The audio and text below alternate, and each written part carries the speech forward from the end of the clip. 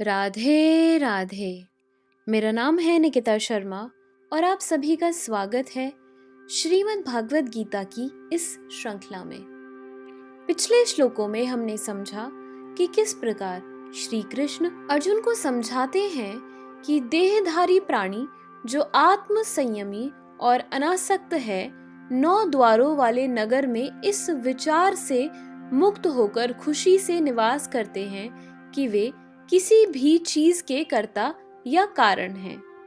चलिए आज बढ़ते हैं अगले श्लोकों की ओर। श्रीमद् भागवत गीता के 5वें अध्याय के 14वें श्लोक में कहा गया है, न कर्तृत्वम न कर्माणि लोकस्य सृजति प्रभु न कर्मफल संयोगम स्वभावस्तु प्रवर्तते। अर्थात शरीर रूपी नगर का स्वामी देहधारी जीवात्मा न तो कर्म का सृजन करता है, न लोगों को कर्म करने के लिए प्रेरित करता है, न ही कर्म फल की रचना करता है। यह सब तो प्रकृति के गुणों द्वारा ही किया जाता है। जैसा कि 7वें अध्याय में बताया जाएगा, जीव तो परमेश्वर की शक्तियों में से एक है, किंतु वह भगवान की अपरा प्रकृति है जो पदार्थ से भिन्न है। संयोगवश परा प्रकृति या जीव अनादिकाल से प्रकृति यानी अपरा के संपर्क में रहा है। जिस नाशवान शरीर या भौतिक आवास को वह प्राप्त करता है, वह अनेक कर्मों और उनके फलों का कारण है।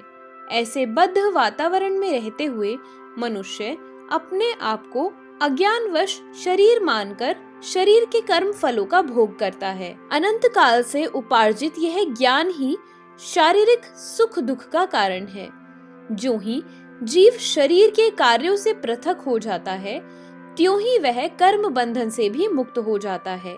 जब तक वह शरीर रूपी नगर में निवास करता है, तब तक वह इसका स्वामी प्रतीत होता है, किंतु वास्तव में वह न तो इसका स्वामी होता है और न इसके कर्मों तथा फलों का नियंता ही। वह तो इस भवसागर के बीच जीवन संघर्ष में रत प्राणी है। सागर की लहरें उसे उछालती रहती हैं, किंतु उन पर उसका वश नहीं चलता। उसके उद्धार का एकमात्र साधन है कि दिव्य कृष्ण भावनामृत द्वारा समुद्र के बाहर आए। इसी के द्वारा समस्त अशांति से उसकी रक्षा हो सकती है। 15वें श्लोक में कहा गया है, नादत्ते कस्यचित् पापम न चैव सुकृतम विभु अज्ञाने न वृतम ज्ञानम तेन मुद्यन्ति जनतवः।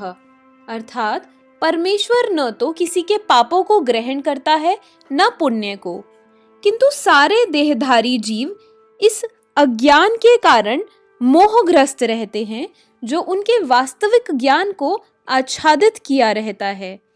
विभु का अर्थ है परमेश्वर, जो असीम ज्ञान, धन, बल, यश, सौंदर्य तथा त्याग से युक्त है। वह सदैव आत्म तृप्त और पाप पुण्य से अविचलित रहता है। वह किसी भी जीव के लिए विशिष्ट परिस्थिति नहीं उत्पन्न करता, अपितु जीव अज्ञान से मोहित होकर जीवन की ऐसी परिस्थिति की कामना करता है जिसके कारण कर्म तथा फल की श्रृंखला आरंभ होती है। जीव परा प्रकृति के कारण ज्ञान से पूर्ण है, तो भी वह अपनी सीमित शक्ति के कारण अज्ञान के वशीभूत हो जाता है। भगवान सर्वशक्तिमान है, किंतु जीव नहीं है। भगवान विभु अर्थात सर्वज्ञ है, किंतु जीव अणु है। जीवात्मा में इच्छा करने की शक्ति है, किंतु ऐसी इच्छा की पूर्ति सर्वशक्तिमान भगवान द्वारा ही की जाती है। अतः जब जीव अपनी इच्छाओं से मोहग्रस्त हो जाता है, तो भगवान उसे अपनी इच्छा पूर्ति करने देते हैं, किंतु किसी परिस्थिति विशेष में इच्छित कर्मों तथा फलों के लिए उत्तरदायी नहीं होते।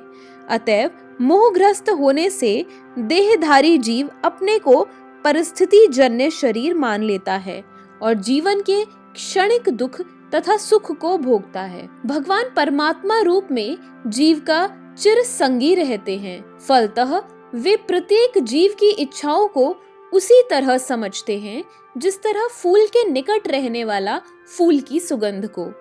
इच्छा जीव को बद्ध करने के लिए सूक्ष्म बंधन है।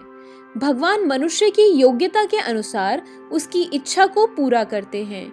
आपन सोची होत नहीं प्रभु सोची तत्काल। अतः व्यक्ति अपनी इच्छाओं को पूरी करने में सर्वशक्तिमान नहीं होता, किंतु भगवान इच्छाओं की पूर्ति कर सकते हैं। वे निष्पक्ष होने के कारण स्वतंत्र अणु जीवों की इच्छाओं में व्यवधान नहीं डालते, किंतु जब कोई कृष्ण की इच्छा करता है तो भगवान उसकी विशेष चिंता करते हैं और उसे इस प्रकार प्रोत्साहित करते हैं कि भगवान को प्राप्त करने की उसकी इच्छा पूरी हो और वह सदैव सुखी रहे।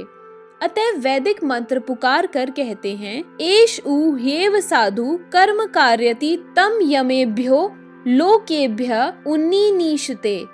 एष उ एवा साधु कर्म कार्यति यम धो निनीशते।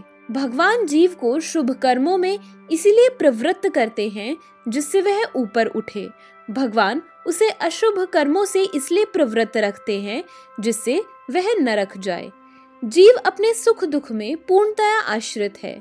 परमेश्वर की इच्छा से वह स्वर्ग या नरक जाता है, जिस तरह वायु के द्वारा प्रेरित बादल। अतः देवधारी जीव कृष्ण भावनामृत की उपेक्षा करने की अपनी अनादि प्रवृत्ति के कारण अपने लिए मोह उत्पन्न करता है।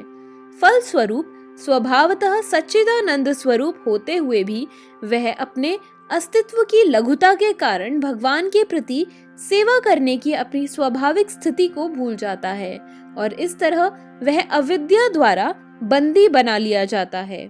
अज्ञानवश जीव यह कहता है कि उसके भव बंधन के लिए भगवान उत्तरदायी है। इसकी पुष्टि वेदांत सूत्र भी करते हैं। भगवान न तो किसी के प्रति घृणा करते हैं न किसी को चाहते हैं, यद्यपि ऊपर से ऐसा प्रतीत होता है। तो चलिए, आज के श्लोकों की वीडियो यहीं समाप्त होती है।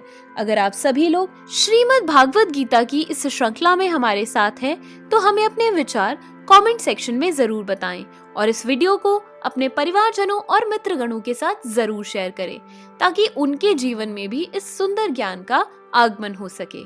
तो चलिए, मिलते हैं अगले श्लोकों के साथ एक नई वीडियो में।